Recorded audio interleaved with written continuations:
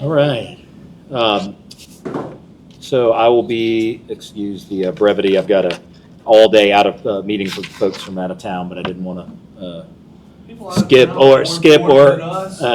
or give any perception that we were skipping being in front of y'all every week. So just so might need to be a little more brief today, but I'll go quickly through some of the items I have and then answer whatever questions you have. First of all, update on garbage recycling. I just wanted to give some kind of data of where we are right now. Yesterday we collected 5,300 cans out of a quarter of our 21,000. Our team's put in 316 hours of overtime since July 14th, since this change has taken place. That being said, as you guys, I think most of you have reported already, certainly communication happened. I want to be clear in that. That it started with June. There's mail that went to everybody.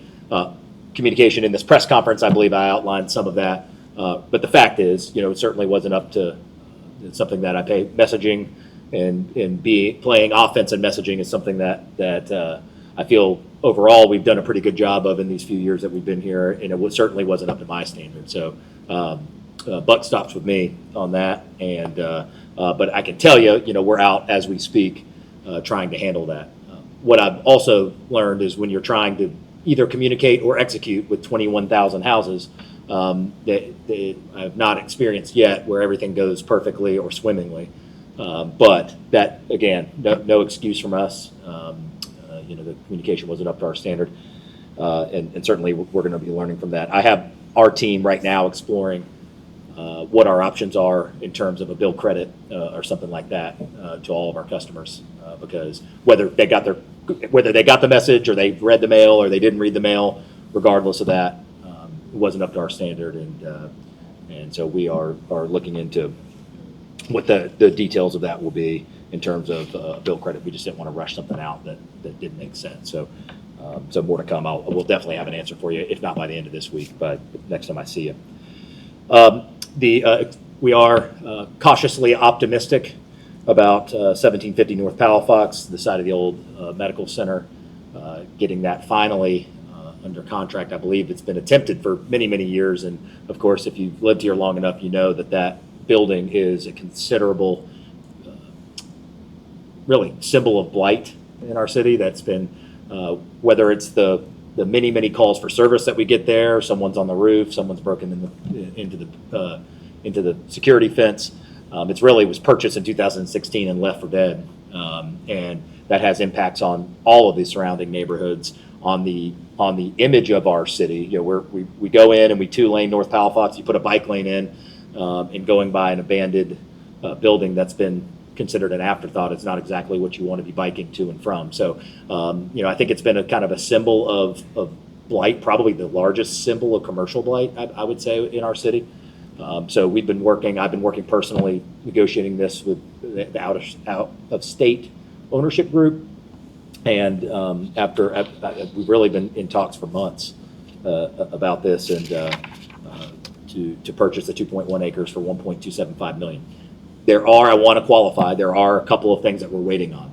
This will be fully grant funded through the Hollis T. Williams $41 million that we've been able to fortunately get. So yet another example of our amazing grants team and being able to make all of this happen. Our designers that we have hired, the outreach team, all of those 25 plus meetings that we've had about Hollis T. Williams in the community. Obviously the team is aware of this. Way too early to speculate on, will it be part of the pond expansion? Will it be a park? Will it be save the building? Any of that.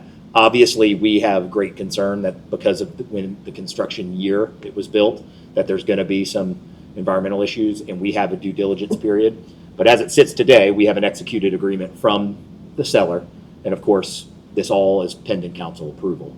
And again, considering the fact that this is fully grant funded and this is allowable under the grant, I would suspect that we won't have much issue on council approval. We'll see. But there are a couple environmental steps we do need to get. We've made it clear to them we do need to get into the building today to meet a certain deadline of the environmental information in the grant, so we can get this turned around as quickly as possible. So there's a couple little lingering things that everybody's aware of, but it's really, we've agreed in principle on terms. We've agreed that and the city is in position right now, again, cautiously optimistic that we'll have this building acquired. And of course, our plan right now is to bring it to council at our next meeting on August 14th, get it fully executed. So very excited for that, and I think that's a huge win for our community.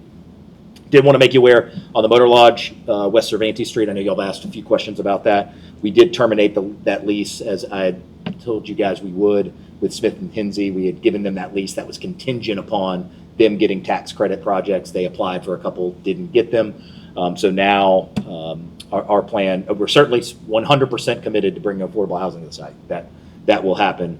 And I had mentioned to you guys in previous meetings, our plan now is we may sell the property with the contingency that that property be used for affordable housing only. And if they decided they didn't want to use it, then they would have to give it back to the city. So we can still accomplish our goal of trying to get affordable housing there without having to sit on the property or continue to go back and forth with different types of agreements. So that's our plan there. The town hall tonight at Vickery at 6:30. Looking forward to that. We're about 6 months into our Direction 25, obviously, all the Parks and Rec. So I got a few updates. I won't go through every one of these for time purposes, but I'll give you every location and as much info as I can quickly. Wire Park in Belmont DeVillers area, playground surface replacement, and the power washing has been completed. We restored the benches, tables, and trash cans, and we're in the middle of refurbishing the signage. NEP, Roger Scott, the original scope of that project is complete, which is press box, sidewalks, bleachers with ADA compliant seating and safety railings, the field overseeding and watering.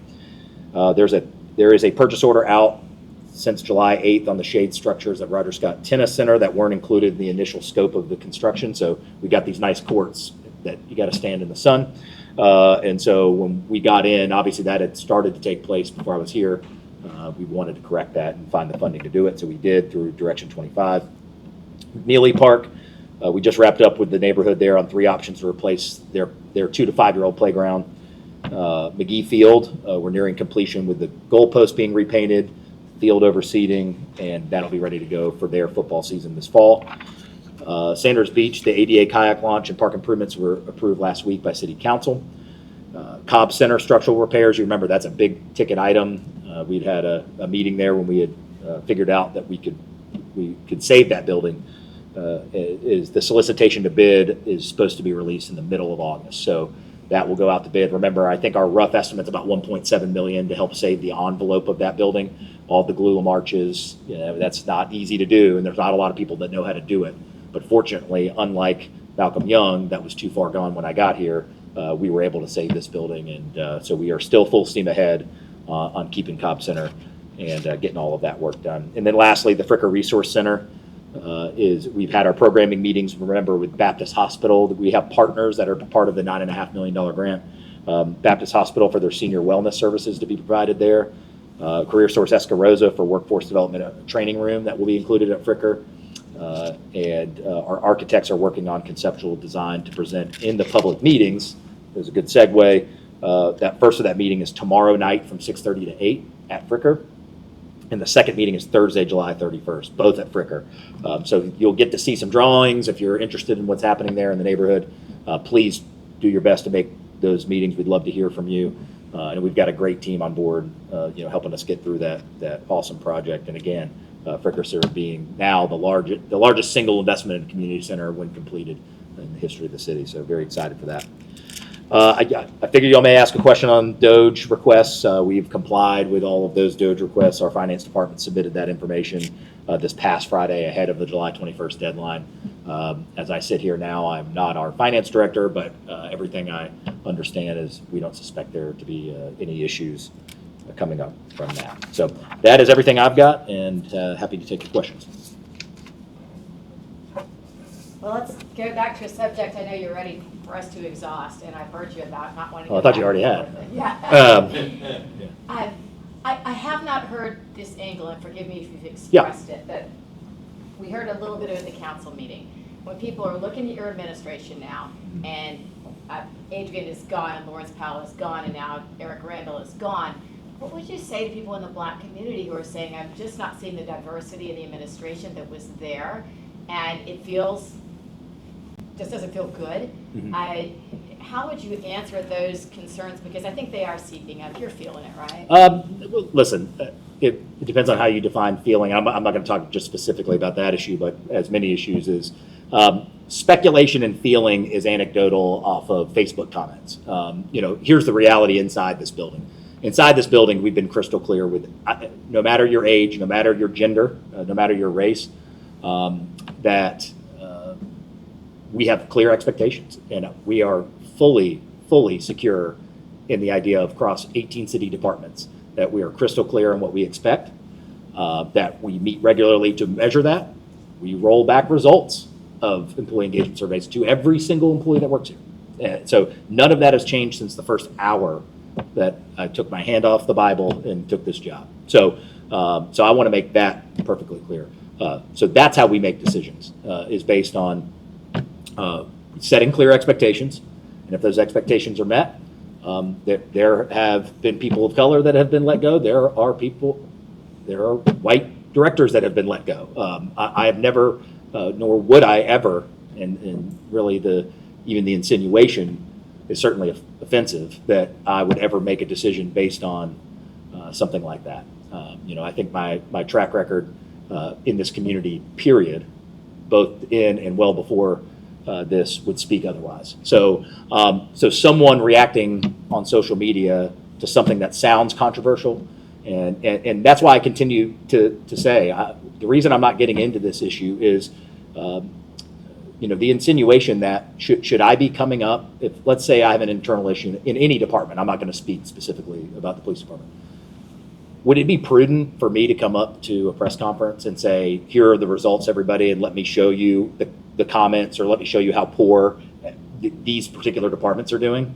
I mean, imagine that from a leadership standpoint. Is that because that seems to be what the expectation is that I owed the media or the public a blow by blow on every single issue that happens internally. Now, none of these things that are coming up now have ever been requested about any other department. Now, they can be. I mean, they're all public record.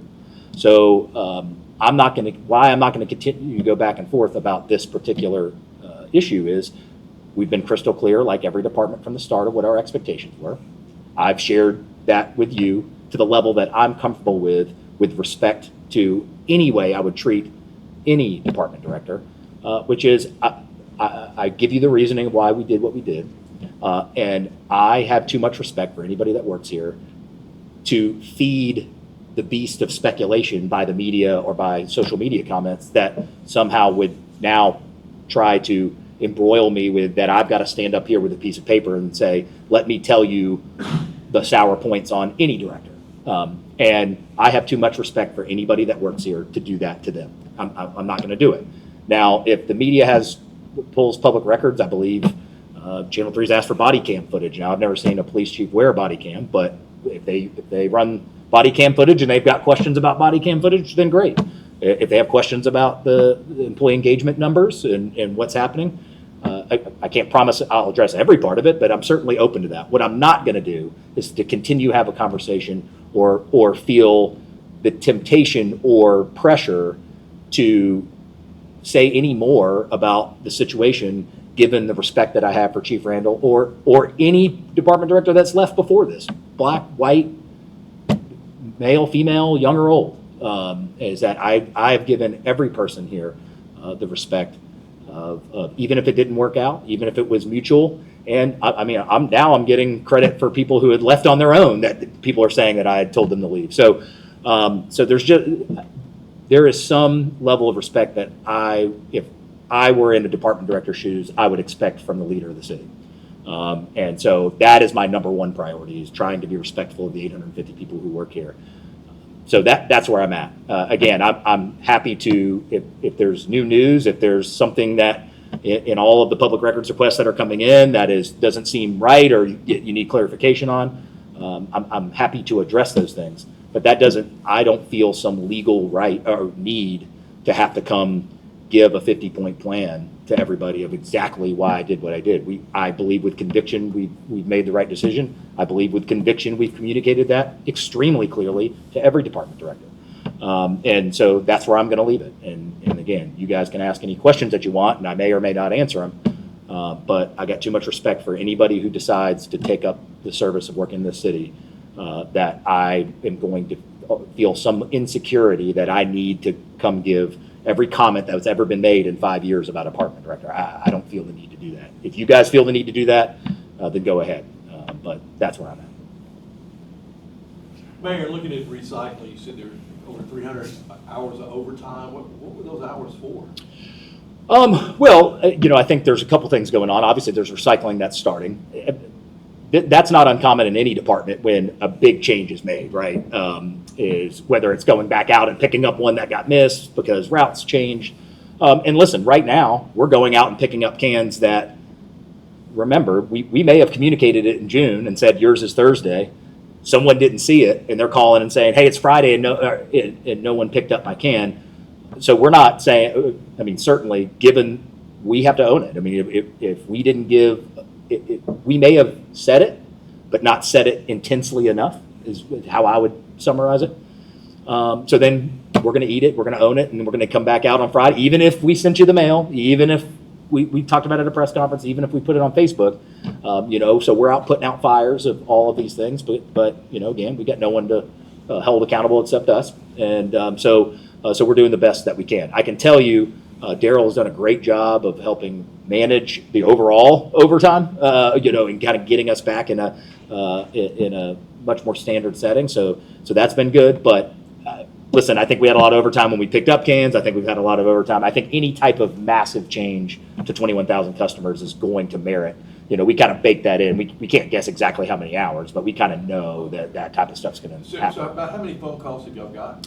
I don't know. That's not because I'm avoiding knowing the number. Right. I promise. I really don't. I don't know what that exact one. Obviously, I'm getting emails. And listen, any of these big issues that affect a lot of people, sometimes they're real issues. Sometimes they're perceived. And sometimes someone, again, missed mail or whatever. But I'm not going to stand up here and say, well, sorry, citizens, you missed that piece of mail we sent to everybody with the new schedule and the new map in June. I can't believe you missed that. At the end of the day, we got to do a better job. And I have a high standard, as high as probably any mayor in the country, because of my background of doing what you guys used to do, or I used to do what you guys are doing now. And so I have a certain expectation of saying, we can't expect that 55,000 people are watching this right now. I can't expect that 55,000 people will all read their mail between their bills and junk mail and everything else. So we could have certainly done a better job of that. And that's why we're going to be accountable by going out and getting these cans, whether we think it's warranted or not. And it's why we're going to be accountable to, again, some type of effort of improvement of service recovery, which I think our citizens deserve. Following up on the police issue, do you think, I guess, the police department isn't like the port or the Parks and Rec department? Do you think you maybe miscalculated on how you handled this announcement because citizens view it? It's the only city department that has the power to, affect people's life and liberty. I guess they care a lot more about what's going on in the police department than maybe Parks and Rec. I understand your point. What I would say though is we've been clear. I was clear in the press conference that this change, and we certainly would have never made a change when we did if there was going to be any iota of an impact to public safety. So I would understand that if we had refused to address, if Jim Little was asking me the question, should citizens be concerned for their public safety because we've made a change at the police department, and I wouldn't answer that question to all the media's liking, then I certainly would understand that concern. I can answer to you right now unequivocally, we have absolutely zero, not one iota of an impact to anybody's public safety when they're at their job today or sleeping at their home in the city of Pensacola. So from that point, I believe it does become the same employee engagement administrative issue that every single person since the hour I got here has been crystal clear on. We've met about many, many times. We've had leadership trainings about this exact issue, including the very first one since I've been here. So again, totally understand the argument of, hey, police, fires, public safety, that's job one for everybody. I absolutely agree. But this internal need for improvement has absolutely zero impact on public safety. We've made that perfectly clear since we made the announcement. Mary, the Childcare Summit, you had the second one. We haven't really gotten your takeaways from what happened at that meeting. Yeah, so Teresa and I have been meeting about it. I think what we're doing is, which is very common in these larger groups, lots of ideas. Right. Now it's about distilling what those ideas are. I don't think the themes changed much. The goal was tactics, so I don't think the themes changed very much of raising pay of the people who are watching our most precious thing, which is our kids. How do we get that pay more competitive? And how do we foster growth in terms of access, whether that's business help, whether that's facilities. And I made that clear to them that we certainly are ready to be dedicating dollars and facilities to help bridge that gap. So Teresa's kind of in that mode right now of taking, in a perfect world, sure, it'd be great if everybody left the room and agreed on these exact 3 tactics. Right. That would be an unfair expectation. We've got quite a handful of those, and I think we're going to hone them in. I will tell you, since those 2 meetings, I am leaning towards that Miami-Dade pay program, mainly because it's got a proven track record and it's already been done, including by a trust. So I like this idea. They have the back-end software to do it. They've got the quality protocol to do it. So I take no shame in copycatting something that is working brilliantly somewhere else. So that kind of gives it that particular tactic a little bit of a leg up, because we're not trying to reinvent the wheel. But if Miami-Dade knows how to do this, and remember that particular thing that they have is, and the dollar amounts may change. I just mean this is the format. Right. Would be every 6 months the Miami-Dade Trust gives out a $3,000 stipend to workers, so long as that the facility itself meets a certain quality threshold, and that person has to have stayed 6 months. They can't be bouncing every 6 months, even if they're all quality childcares. They can't be going 6 all the way around to different. The idea is to retain, be at a quality childcare facility and retain them at that facility, where we know that continuity is a very good thing for parents and it's a good thing for the kids. So that's how they do it. Don't hold me to numbers or months or anything like that. But generally, and what's really cool is they've got the technology right now to basically that childcare worker has an app, hits a button, goes into a checking account. It's in English and Spanish. They've got all of that kind of worked through over many years. And so them being good partners, they were here, of course, in the first meeting and kind of talking about that. And since our team said, hey, pay is definitely an issue, I know, so I don't want to commit to saying that that's going to definitely be one of them, but I'd just tell you, speculatively, that's one I'm leaning towards. So, and you're looking at the trust portion of the CRA funds as being the funding source for this, or a funding source? Yeah, both. We're working through that. So the plan would be that we would make, our letter, I believe, which was ministerial in terms of being able to demand the funds, has a July 31 deadline on it. We're going to extend that. There's no science to that deadline. We just had to put something on there. So we'll extend that a couple months, obviously, to give us time. So I think the timeline is, let us hone down what those tactics are. Let's sit down with the trust, make sure that those are things that they feel comfortable with, because that's what I've really pledged since the beginning, is that I wanted this not to be us going and telling the trust what we want, but to try to make it as collaborative as possible. I want, if we do this right, our community, the trust, and the city, the mayor, the administration should all be equally excited about the promise of this project. That is my ultimate goal. I can't assure that's going to happen, but that is my plan for now, is that we will sit down, come up with those, we'll collaborate with the trust, and then get an agreement together. Yeah. On the motor lodge, Yeah. can you give a little bit more details about that? You said you may sell the property. I mean, what's Let me clarify that. Our intent, I think we will sell the property. I don't know where we are on the timeline of disposition and things like that, but I want to be clear. We will sell the property conditionally upon you providing affordable housing at that property. I don't mean we're just putting it on the market. That the mission will remain the same for the motor lodge. But we kind of came to the realization, so long as we put those particular stipulations on the sales agreement, we don't have to be sitting here holding this property, maintaining this property, all of that, and we could still end up at the same place. So it's kind of like, hey, free us up. Remember, we have $5 million of Brownsville commercial revitalization to do. I mean, as you guys well know and reported on, we got lots of irons in the fire right now that we're trying to get to finality. So, that's one less thing. It stays on mission, stays on course, but it's just one less thing that we have to be solely administering ourselves, and we can allow them. So it would probably be a sale that would have some type of time runway on it. That would, and I don't know what it would be, 24 months, 36 months, where you'd say you bought it from us, and so long as you put X affordable housing on this location, it's yours for this price. But if you don't, we've got the option to come get it back, type of thing. That it'll be something to that effect. But I'd have to talk to Victoria and Erica about exactly where it is on the timeline of disposition and all that. But that will be the direction we're going.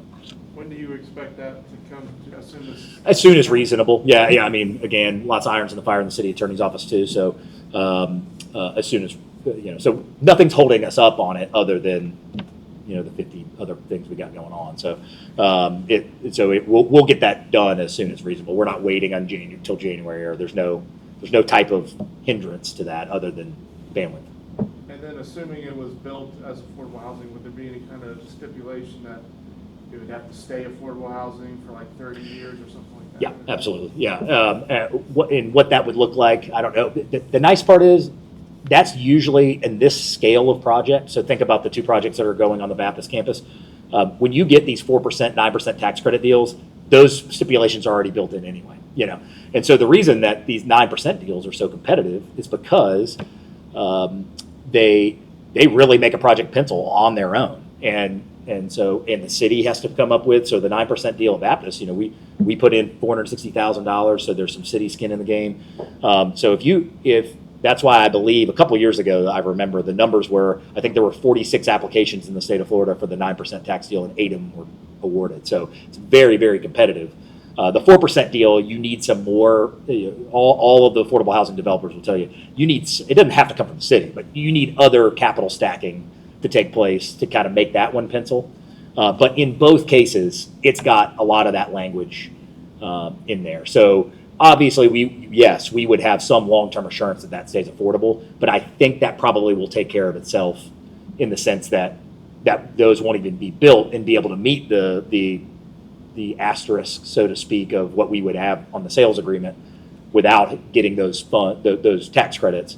And with those tax credits, they already have a lot of that built in for 30 years or even longer, I think, in some cases. Anything else? All right. Thank you, guys. Appreciate it.